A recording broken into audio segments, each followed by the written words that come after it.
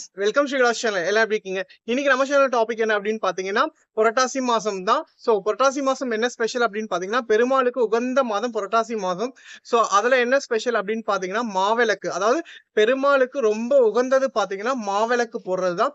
இது வந்து நீங்க 5 வாரமும் போடலாம். அப்படி இல்லைன்னா முதல் வாரமும் 3வது வாரமும் பாத்தீங்கன்னா ரொம்ப முக்கியமான நாள். அந்த டைம்ல வந்து போட்டோம்னா ரொம்ப விசேஷமானது. இல்ல முடியலன்றவங்க லாஸ்ட் வாரம் கூட நம்ம போட்டுக்கலாம். சோ இந்த மாதத்துல பாத்தீங்கன்னா பெருமாளுக்கு பிரம்மோற்சவம் நடக்கும். சோ ரொம்ப விசேஷமான ஒரு மாதம் புரட்டாசி மாதம். சோ கண்டிப்பா பெருமாளுக்கு நீங்க மாவிளக்கு போட்டீங்கன்னா நீங்க நினைச்சதெல்லாம் நடக்கும். சோ வாங்க நம்ம எப்படி மாவிளக்கு போடுறதுன்னு வீடியோக்குள்ள போலாம். பெருமாளுக்கு உகந்த இந்த மாவிளக்கு எப்படி போடுறதுன்னு தான் பார்க்க போகிறோம். அதுவும் புரட்டாசியில் பார்த்தீங்கன்னா ரொம்ப விசேஷம். கண்டிப்பாக வந்து மாவிளக்கு போடுங்க, ரொம்ப நல்லது. இது எப்படி பண்ணுறதுன்னு தான் பார்க்க போகிறோம். ரொம்ப ஈஸி தான். ரொம்ப ஒரு ½ அன் ஹவருக்கு ஒரு 20 மினிட்ஸில் செஞ்சிடலாம். வாங்க எப்படி செய்யுதுன்னு சேனலுக்குள்ளே போகலாம். இப்போ மாவிளக்கு மாவு போடுறதுக்கு பார்த்தீங்கன்னா பச்சரிசி ஒரு அழகு எடுத்துக்கிறேன். நான் எடுத்துகிட்டு நல்லா க்ளீன் பண்ணி வாஷ் பண்ணிக்கோங்க தண்ணி ஊற்றி. ஒரு 2-3 டைம் நல்லா வாஷ் பண்ணி எடுத்துக்கோங்க. நல்லா வாஷ் பண்ணி எடுத்துகிட்டு ஒரு 1 ஹவர் இல்லை 2 ஹவர்ஸ் ஊற வச்சுடுங்க நல்லா. அப்போ வந்து மாவு வந்து நல்லா சாஃப்டாக உங்களுக்கு கிடைக்கும். இப்போ பார்த்தீங்கன்னா நல்லா வாஷ் பண்ணிவிட்டு ஒரு பிளேட் போட்டு ஒரு 2 ஹவர்ஸ் ஊற வச்சுருங்க. இப்போ பார்த்தீங்கன்னா நல்லா ஊறிடுச்சு. மாவு எடுத்து பாருங்கள். பார்க்குறீங்கன்னா அது புட்டு பார்த்தீங்கன்னா தெரியும் உங்களுக்கு. ஸோ இப்போ இதை வந்து தண்ணி ஃபுல்லாக இருத்துடலாம். எப்படி இருக்குது பார்த்தீங்கன்னா நம்ம சாப்பாடு வடிப்போம் பார்த்தீங்களா? ஸோ அந்த மாதிரி, ஏன்னா ஒரு தண்ணி ட்ராப் கூட இருக்க வேண்டாம். இந்த ப்ராசஸ் பண்ணோன்னா நமக்கு ரொம்ப ஈஸியாக சீக்கிரம் தண்ணி ஃபுல்லாக வடிஞ்சிடும். அப்புறம் பார்த்தீங்கன்னா நீங்கள் ஒரு 10 ஹவரில் போட்டு அப்படியே காய வச்சு நம்ம எடுத்துடலாம்.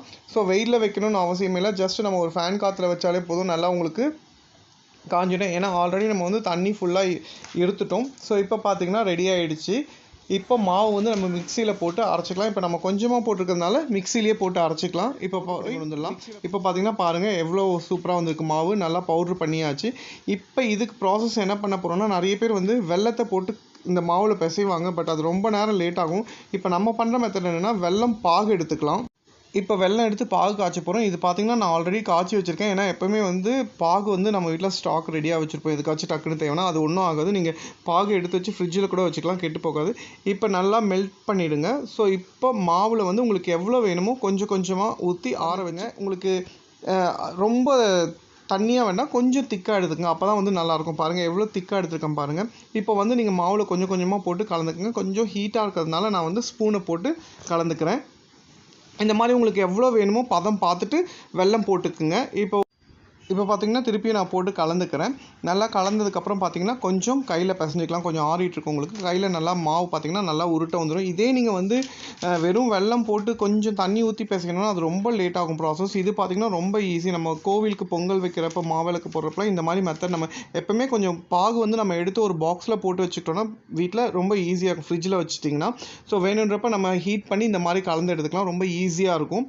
ஸோ ஆக்சுவலி பார்த்து ஆல்மோஸ்ட் நம்ம மாவிளக்கு மாவு ரெடி ஆகிடுச்சு. பாருங்கள், பார்க்குறதுக்கே ஷேப் பாருங்கள் எவ்வளோ சூப்பராக வந்திருக்கு. இப்போ நம்ம இது விளையாடி பார்த்தீங்கன்னா கொஞ்சம் நெய் வந்து கையில் தடவிட்டு இந்த மாவு வந்து நல்லா உருட்டி எடுத்துக்கங்க. ஏன்னா வந்து கொஞ்சம் நம்ம விரிசல் விடாமல் இருக்கும். அதுக்காக நல்லா நெய் போட்டு நல்லா தேய்ச்சிக்குங்க. நம்ம கையிலையும் தேய்ச்சிட்டு மாவுலையும் இது பண்ணிவிட்டு அதுக்கப்புறம் உங்களுக்கு விளக்க வைக்கிற ஷேப்புக்கு பார்த்தீங்கன்னா ஒரு விரல் வச்சிங்கன்னா சிம்பிளாக வரும். ஒரு 3 விரல் வச்சு இது பண்ணிங்கன்னா கொஞ்சம் நல்லா பெருசாக இந்த மாதிரி வரும். இதுக்குள்ளே பார்த்தீங்கன்னா நெய் நல்லா தடவிக்குங்க. அந்த விரிசல்லாம் வராமல் இருக்கும். இப்போது விளக்கு ஷேப் பண்ணிவிட்டு அதில் பார்த்தீங்கன்னா நெய் ஊற்றிக்குங்க. நெய் ஊற்றிட்டு அதில் வந்து திரி போட்டு ரெடி பண்ணிக்கோங்க. இப்போ மாவிளக்கு ரெடி ஆகிடுச்சு. இப்போ இதில் நெய் எடுத்து வச்சுக்கோங்க. இதில் வந்து நல்லா பசு நெய் ஊற்றிக்குங்க. ஊற்றிட்டு திரி போடுறது பார்த்தீங்கன்னா ஒத்த திரி போடாதீங்க. எப்போவுமே வந்து 2 திரியாக போடுங்க. அதாவது நீங்கள் காமாட்சியம்மன் விளக்கு ஏற்றுறப்பவும் பார்த்தீங்கன்னா நார்மலாக நம்ம வீட்டில் ஏற்றுவோம் பார்த்தீங்களா, அதுக்கும் வந்து பார்த்தீங்கன்னா 2 திரி போட்டால் தான் நல்லது. பொதுவாக எல்லா விளக்குக்குமே வந்து 2 திரி போட்டால் தான் நல்லது. அப்படி இல்லைன்னா நீங்கள் மெயினான விளக்கு காமாட்சியம்மன் விளக்கு இந்த மாதிரி மாவிளக்கு போடுறப்பெல்லாம் பார்த்தீங்கன்னா 2 திரி போடுங்க. அது ரொம்ப நல்லது. மாவிளக்கு மாவு ரெடி ஆகிடுச்சு. இப்போ ஒரு சிலர் பார்த்தீங்கன்னா இதுக்கு மஞ்சள் குங்குமம்லாம் வைப்பாங்க. இப்போ நம்ம மஞ்சள் குங்குமம்லாம் வைக்க மாட்டோம். இப்போது மாவிளக்கு மாவு ரெடி ஆகிடுச்சு. இது வந்து வேறு ஒரு கிண்ணத்துலேயோ இல்லை பாக்ஸ்லேயோ கூட மாற்றிக்கலாம், இல்லை வேறு ஒரு பிளேட்டில் வச்சுக்கலாம். இப்போ நம்ம இதே பிளேட்டில் வந்து அப்படியே விளக்கு ஏற்றிடலாம்.